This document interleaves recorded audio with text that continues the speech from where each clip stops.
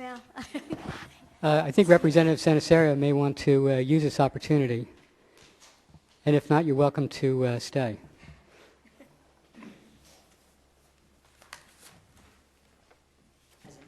As enticing as that offer is, I'm happy to do that. I had understood that the agenda item was going to be moved up, but I'm happy to address it now or at the point of your agenda item, whichever the council prefers.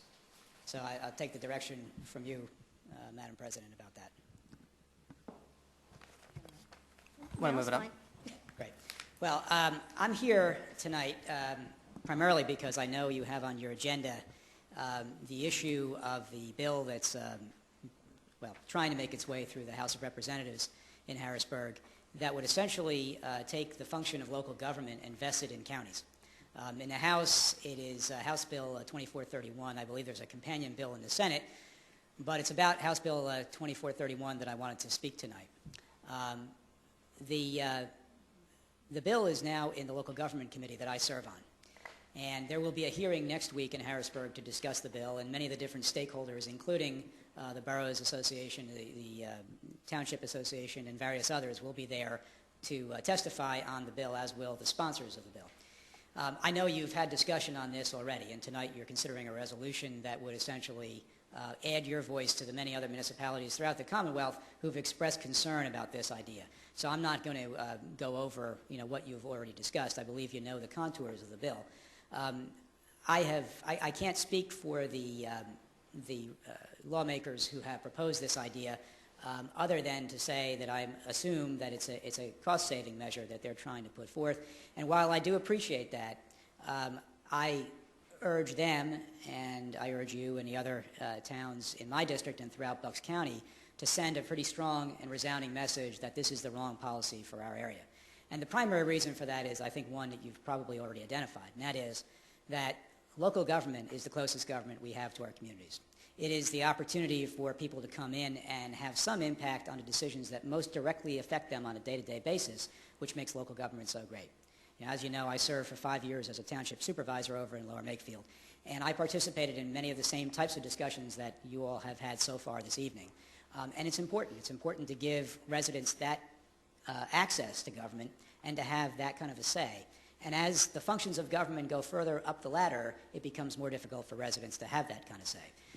So while I can appreciate the concern of trying to cut costs, especially in this difficult economy in which we find ourselves and with revenues for government at every level dwindling, we can't give up that local government and the ability of citizens to have that kind of an impact. So I wanted to tell you first, to urge you, frankly, to vote for this resolution tonight, to send a message from Newtown Borough. But secondly, to let you know that I intend to vote against this bill. And I do not know exactly when it will be put on the calendar in the local government committee. As I said, there will be a hearing next week. It will be up to our chairman to determine when in the fall, if at all, this bill would be brought up. But if it is, I suspect, based on the conversations I've had with other members of the committee, that they are not inclined to send it on to the full House for consideration. So I want to deliver that message to you as well. The other thing I want to remind you, and I'm sure you're aware of this already, is this is being done as a joint resolution, calling upon an amendment to the state constitution.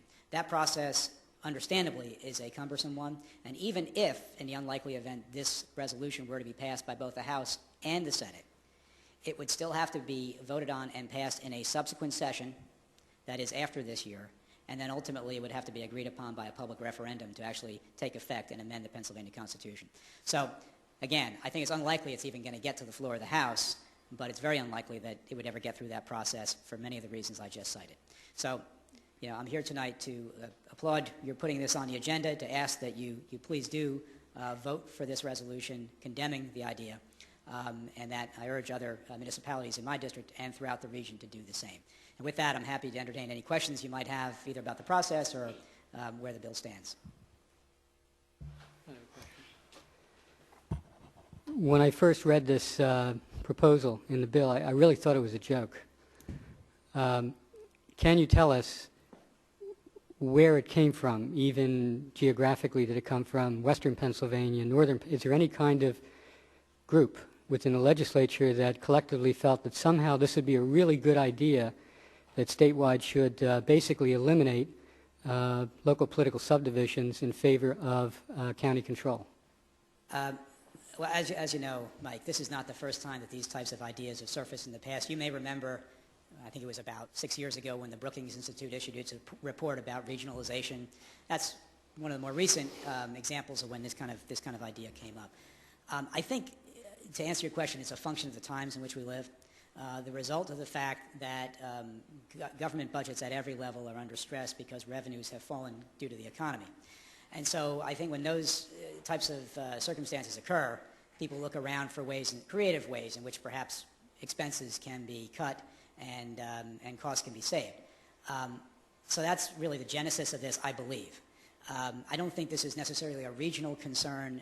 I don't think this pits Western Pennsylvania versus Southeastern Pennsylvania or Central Pennsylvania versus Northeastern Pennsylvania. I think this is simply an attempt by some to find a way in which to cut costs. Having said that, it's a bad idea, right? It's an attempt, but it's really misguided.